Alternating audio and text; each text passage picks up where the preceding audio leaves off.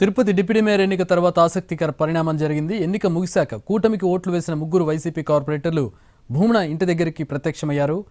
కూటమి నేతలు తమను బెదిరించారని, అందువల్లే ఓట్లు వేయాల్సి వచ్చిందంటూ భూమన కాళ్ల మీద పడి బోరున ఏడ్చారు. ఆ సమయంలో అక్కడే ఉన్న వైసీపీ క్యాడర్ చేసిందంత చేసి ఇక్కడికొచ్చి ఏడిస్తే ప్రయోజనం ఏంటంటూ మండిపడ్డారు.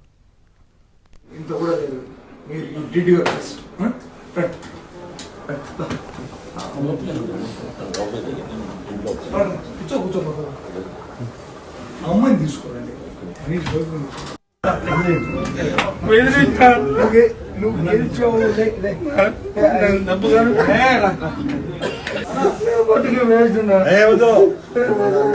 తమ్ముళ్ళు చాలా ఇబ్బందులు పెట్టినారు. లేదంటే నేను తట్టుకొని ఉంటాను. నమ్ముతాను రా, నేను నమ్ముతాను రా, తట్టుకొని ఉంటాను. ఆడపిల్ల గారి కొట్టినారు గురు గంట గంటకి.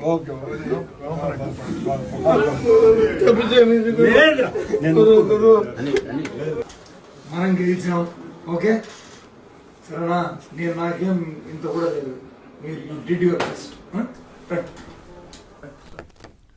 తిరుపతి నగర డిప్యూటీ మేయర్ ఎన్నికల్లో కూటమి విజయం సాధించింది. డిప్యూటీ మేయర్ ఆర్సీ మునికృష్ణ గెలిచారు. కూటమి అభ్యర్థి ఆర్సీ మునికృష్ణకు మద్దతుగా 27 కార్పొరేటర్లు చేతులెత్తారు. వైసీపీ అభ్యర్థి లడ్డు భాస్కర్ రెడ్డికి 21 మంది కార్పొరేటర్లు మద్దతు ఇచ్చారు.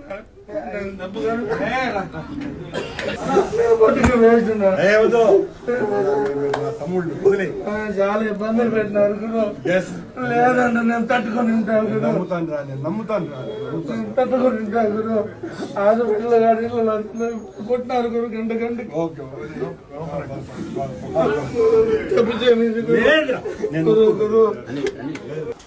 మనం గెలిచినాం. ఓకే సరేనా, నేను నాకేం ఇంత కూడా లేదు. మీరు డిడ్ యువర్ బెస్ట్.